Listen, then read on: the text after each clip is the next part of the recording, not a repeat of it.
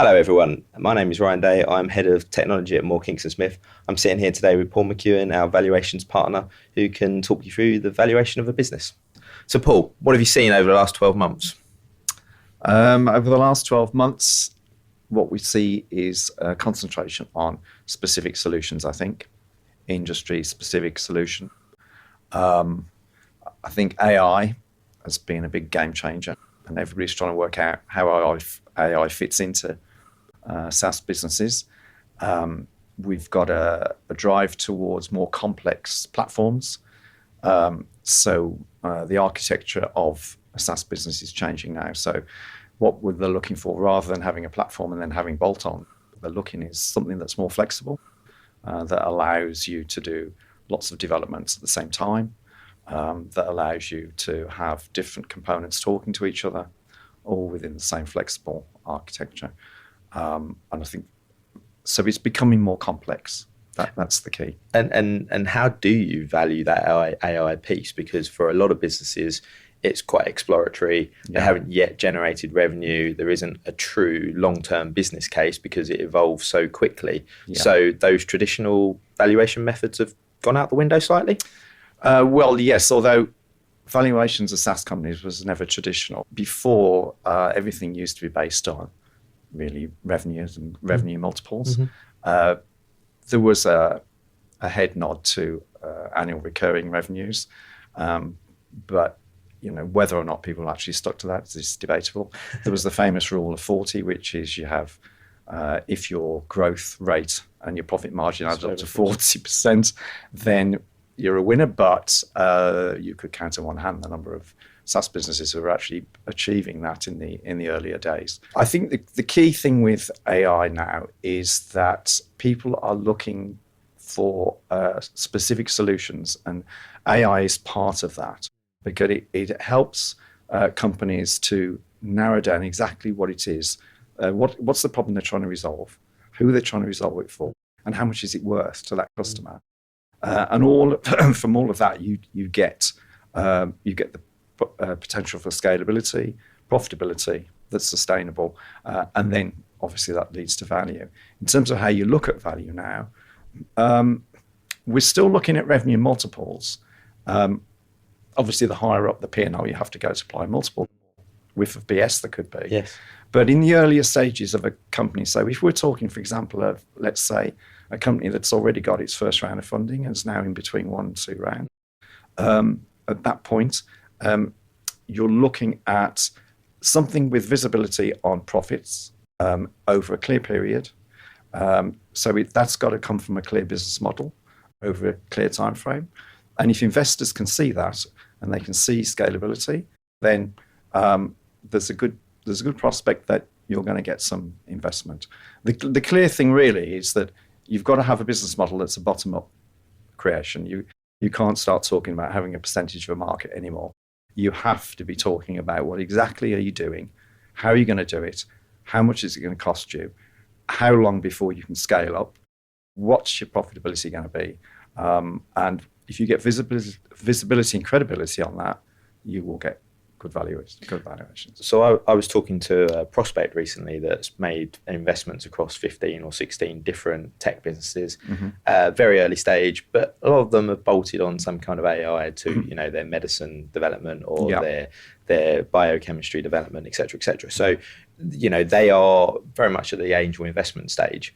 How would you value those kind of businesses? Would that be on the latest share round, or would there be a more complicated model adopted?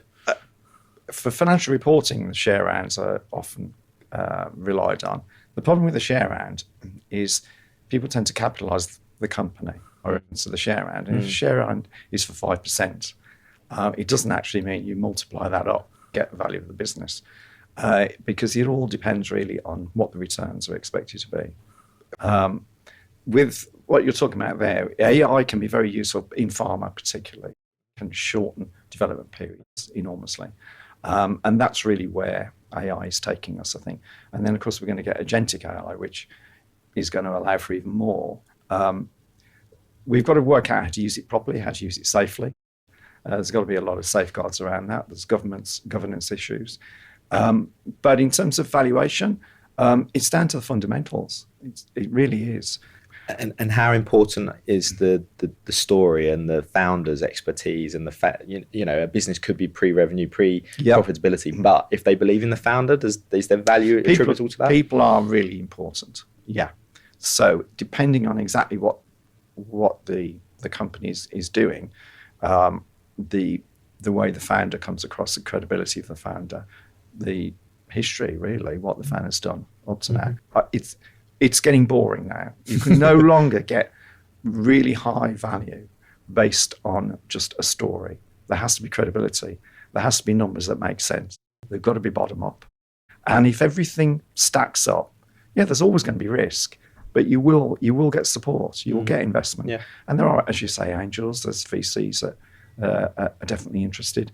And again, the cynics will say, with tech, it's often a question of getting out at the right time. From a business owner's point of view, the key really is to get the fundamentals right.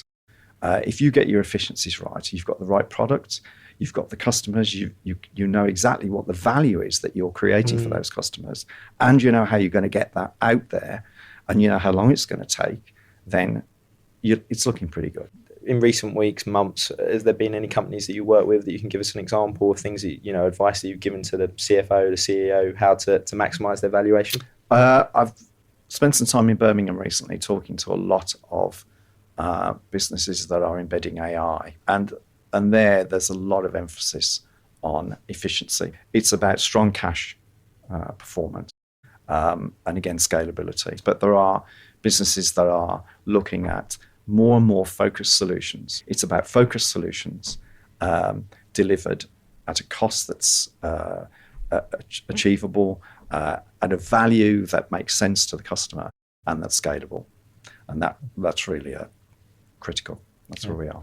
And I suppose from a MKS service perspective, what do a lot of people approach you for? Is it to value a business for exit? Is it to value it for future investment from option holders? What kind of things are you seeing? What people are approaching MKS for? A lot of people at the moment are looking at valuations because they want to perhaps get investment, or perhaps they want to restructure, various reasons. Particularly actually with investment, a lot of people don't seem to get that it depends on who's investing, because value depends on who the buyer is, and that can vary. And sometimes just a going concern valuation doesn't really help. Value is always on people's minds. All boards, it's about value creation, but also it's about growing value in a sustainable way. Because you don't want too much volatility. If you have something that's embedded and that's secure and that's growing, then that's pretty much.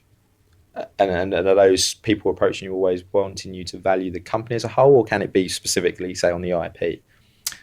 You can get people wanting IP for various reasons. A lot of reasons. It can be for tax, of course, because they might want to move something offshore, etc. And there are various techniques of valuing IP, often used for accounting purposes, actually, because that's where it tends to come from. Yeah, it's certainly a service that my audit team reach out to your team for more often than not. You've got to remember with IP, there's a whole business around that. It's not just the IP; it's all the stuff that's going into supporting that IP, all the people, all the structure. It's a big piece. All the other, and so the value lies around the business as a whole, not just in the piece of IP. Well, thank you for your time today, Paul. I think that was very informative. If you need any services from MKS for evaluation of a company, then please do reach out to Paul or myself, and good day.